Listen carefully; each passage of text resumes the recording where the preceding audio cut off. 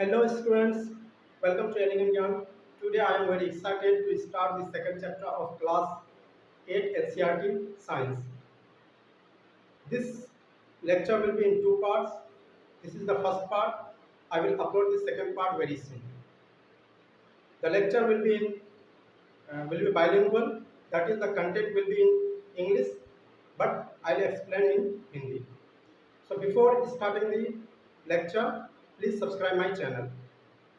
Let's start. तो आज का हमारा चैप्टर है माइक्रो ऑर्गेनिज्म, फ्रेंड और फो। सबसे पहले हमें यह समझना है कि माइक्रो ऑर्गेनिज्म क्या होते हैं। तो अगर इस दुनिया को अगर हम अपने चारों तरफ अगर देखें तो हमें दो तरह के लिविंग ऑर्गेनिज्म नजर आएंगे, that is plants and animals, मतलब पौधे और जीव जंतु हमें नजर आएंगे। लेकिन इस दुनिया में एक और दुनिया है माइक्रो ऑर्गेनिज्म की, जिसे हम खुली आंखों से नहीं देख सकते हैं, जिसे देखने के लिए हमें माइक्रोस्कोप की ज़रूरत होती है। तो माइक्रो ऑर्गेनिज्म वैसे जीव जंतु होते हैं, वैसे जीव होते हैं जिसे हम खुली आंखों से तो नहीं देख सकते हैं, मगर माइक्रोस्कोप की मदद से हम उसे देख सकते हैं। बारिश के मौसम में आपने ब्रेड्स को देखा होगा। अगर हम ब्रेड्स को बहुत दिनों तक छोड़ दें, 4-5 दिन के लिए अगर छोड़ दें, तो ब्रेड्स पे ग्रे कलर के पैचेज आ जाते हैं, और इन ग्रे कलर के पैचेज को जब मैग्नीफाइंग ग्लास की मदद से देखा जाता है तो वहाँ पे डार्क स्पॉट्स नज़र आते हैं। ये ग्रे कलर के पैचेज ये कुछ और चीज़ नहीं है, बल्कि ये माइक्रो ऑर्गेनिज्म है, जिसे हम ईस्ट कहते हैं। अब माइक्रो ऑर्गेनिज्म का जो वर्ल्ड है ये बहुत ही वाइड है, और इन माइक्रो ऑर्गेनिज्म को हम ब्रॉडली 4 ग्रुप्स में इसको क्लासिफिकेशन करते हैं। ये माइक्रो ऑर्गेनिज्म जो 4 ग्रुप होता है उसमें से होते हैं bacteria, fungi, protozoa and algae. Virus भी एक माइक्रोस्कोपिक लेवल का माइक्रो ऑर्गेनिज्म है, but virus other micro organism से डिफरेंट होते हैं, क्योंकि वायरस जो रिप्रोड्यूस करते हैं ये सिर्फ किसी होस्ट सेल के अंदर ही रिप्रोड्यूस करते हैं। अब ये माइक्रो ऑर्गेनिज्म कहाँ पाए जाते हैं? ये माइक्रो ऑर्गेनिज्म इस दुनिया में हर तरह के एनवायरनमेंट में पाए जाते हैं, चाहे वो आइस कोल्ड क्लाइमेट हो या फिर हॉट स्प्रिंग हो। मीन्स बहुत ज़्यादा ठंड वाला जो क्लाइमेट है, रीजन है, वहाँ भी माइक्रो ऑर्गेनिज्म पाए जाते हैं, और जो हॉट वाला एरिया है वहाँ भी माइक्रो ऑर्गेनिज्म पाए जाते हैं। माइक्रो ऑर्गेनिज्म डेजर्ट में भी पाए जाते हैं और मार्शली लैंड में भी पाए जाते हैं। मीन्स रेगिस्तान से लेकर के दलदल वाली जमीन में भी माइक्रो ऑर्गेनिज्म पाए जाते हैं। यहाँ तक कि माइक्रो ऑर्गेनिज्म अदर जो जीव जंतु हैं उनके बॉडीज के अंदर भी पाए जाते हैं। जो ह्यूमन्स होते हैं, ह्यूमन के बॉडी के अंदर भी माइक्रो ऑर्गेनिज्म पाए जाते हैं। अब जो माइक्रो ऑर्गेनिज्म होते हैं इनका ह्यूमन लाइफ में बहुत बड़ा इम्पैक्ट होता है। बहुत सारे माइक्रो ऑर्गेनिज्म ह्यूमन्स के लिए बहुत ज़्यादा बेनिफिशियल होता है, और बहुत सारे जो माइक्रो ऑर्गेनिज्म होते हैं वो हार्मफुल भी होते हैं। अब अगर हम यूज देखें माइक्रो ऑर्गेनिज्म का, जो ह्यूमन्स के लिए जो बेनिफिशियल होता है, तो कर्ड जो हमारे रेसिपीज़ का, बहुत सारे रेसिपीज़ का बहुत ही इम्पोर्टेंट इंग्रेडिएंट है। जैसे अगर हम वड़ा बहुत शौक से हम खाते हैं, वड़ा के लिए दही होना ज़रूरी है। एक रेसिपी है इंडियन रेसिपी, दही वड़ा नाम से। इडली खाते हैं, इडली के साथ भी दही का होना बहुत ज़रूरी है। और हमारे बिहार में दही चूड़ा नाम से बहुत ही फेमस एक फूड आइटम है, और तो दही बहुत ही ज़्यादा फेमस है फूड के मामले में। इस दही को जमाने के लिए भी हमें माइक्रो ऑर्गेनिज्म के द्वारा ही इस दही को जमाया जाता है। दही को जमाने के लिए एक बैक्टीरिया का यूज होता है, जिसे लैक्टोबैसिलस कहते हैं। इन बैक्टीरियों की मदद से ही दही को जमाया जाता है। उसके बाद ब्रेड्स बनाने के लिए, ब्रेड हमारा जब फूलता है, ज़्यादा फूलता है, तो वहाँ भी माइक्रो ऑर्गेनिज्म का ही रोल रहता है उसको फुलाने में, क्योंकि माइक्रो ऑर्गेनिज्म जो ब्रेड बनाते हैं उसमें ईस्ट जो होता है, जब ईस्ट का जो रेस्पिरेशन करता है, रेस्पिरेशन के दौरान ही कार्बन डाइऑक्साइड गैस रिलीज करते हैं, और जब इसका बेकिंग किया जाता है ब्रेड का, तो वो कार्बन डाइऑक्साइड गैस उसके वॉल्यूम को बढ़ा देता है और हमारा ब्रेड अच्छे से फूल जाता है। उसके बाद माइक्रो ऑर्गेनिज्म का कमर्शियल यूज भी है। माइक्रो ऑर्गेनिज्म के मदद से ही जो नेचुरल शुगर्स हैं उनको अल्कोहल में मीन्स वाइन में कन्वर्ट किया जाता है। वाइन में कन्वर्ट करने के लिए जो नेचुरल शुगर्स हैं जैसे वेट में, राइस में, और जो क्रस्ट फ्रूट जूस होते हैं उसमें ईस्ट को प्रोड्यूस किया जाता है, और ये ईस्ट ही जो हमारे शुगर हैं इनको अल्कोहल में कन्वर्ट कर देते हैं, और इस प्रोसेस को हम कहते हैं फर्मेंटेशन। इस प्रोसेस को फर्मेंटेशन कहते हैं। माइक्रो ऑर्गेनिज्म का मेडिसिनल यूज भी है। मेडिकल के फील्ड में भी माइक्रो ऑर्गेनिज्म का यूज किया जाता है। माइक्रो ऑर्गेनिज्म हमारे अंदर जो माइक्रो ऑर्गेनिज्म अगर इंटर कर जाते हैं तो उससे लड़ने के लिए हम एंटीबायोटिक्स यूज करते हैं, जो ज़्यादातर डॉक्टर यूज करते हैं। एंटीबायोटिक्स का इस्तेमाल करते हैं डॉक्टर अपने पेशेंट को माइक्रो ऑर्गेनिज्म से बचाने के लिए उसको देते हैं। एक बहुत ही फेमस एंटीबायोटिक्स है जिसे पेनिसिलिन कहते हैं। पेनिसिलिन को बनाने के लिए भी, पेनिसिलिन का भी जो सोर्स है वो माइक्रो ऑर्गेनिज्म है।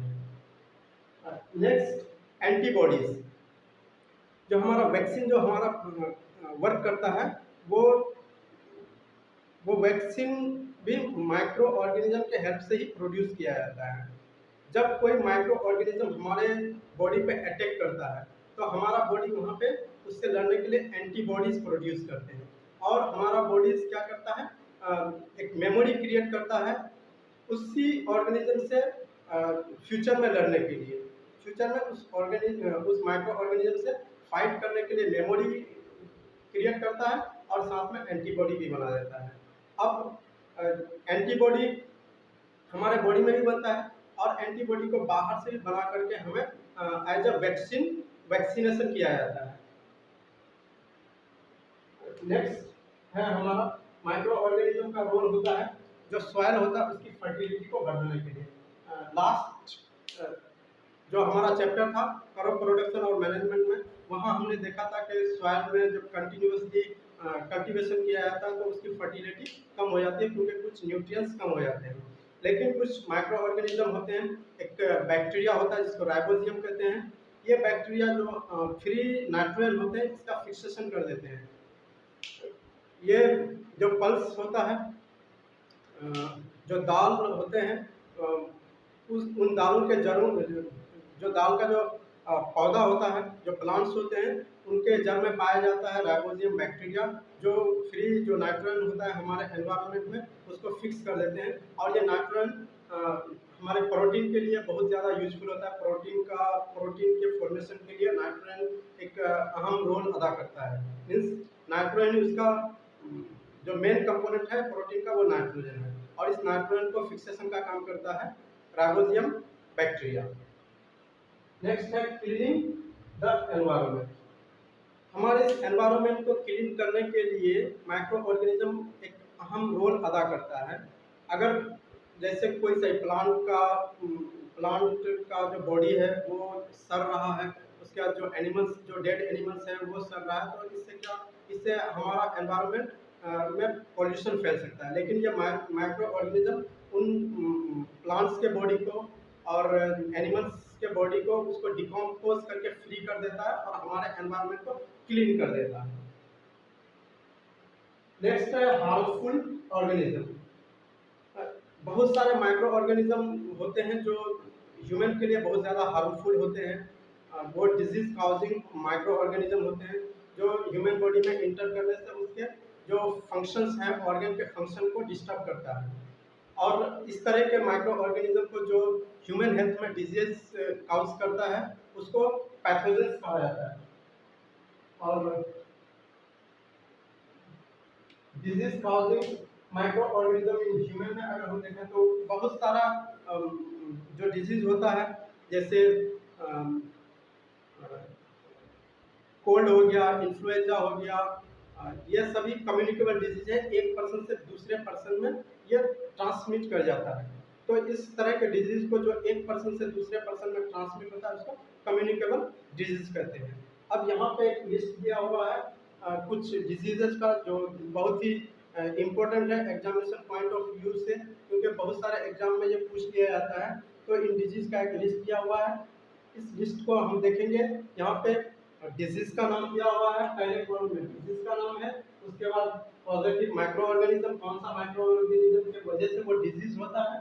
नेक्स्ट है मोड ऑफ ट्रांसमिशन, कि वो डिजीज का ट्रांसमिशन कौन से मोड से होता है, कौन सी उसको कैरी करता है, और उसके लिए हम लोग कौन कौन सा प्रिवेंटिव मेजर्स ले सकते हैं।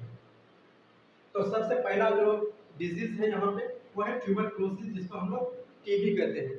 ट्यूबरक्लोसिस का जो पॉजिटिव माइक्रो ऑर्गेनिज्म है, जिस माइक्रो ऑर्गेनिज्म से ये बीमारी होती है वो होता है बैक्टीरिया।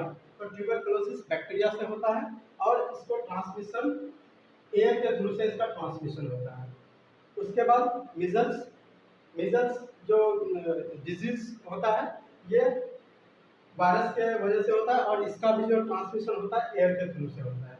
नेक्स्ट है चिकन पॉक्स, चिकन पॉक्स का भी जो पॉजिटिव माइक्रो ऑर्गेनिज्म है वो वायरस है और ये एयर और कांटेक्ट से इसका ट्रांसमिशन होता है। नेक्स्ट है पोलियो, पोलियो जो बच्चों में अक्सर ये बीमारी होती थी, अभी तो गवर्नमेंट ने इनिशिएटिव लिया और बहुत ज़्यादा इस पे काम किया, पूरे वर्ल्ड वाइड काम किया और अब बहुत सारे ऐसे देश हैं जो पोलियो फ्री हो चुके हैं। तो पोलियो की जो बीमारी वो फैलती है वो भी वायरस से ही फैलती है और इसका मोड ऑफ ट्रांसमिशन एयर और वाटर है।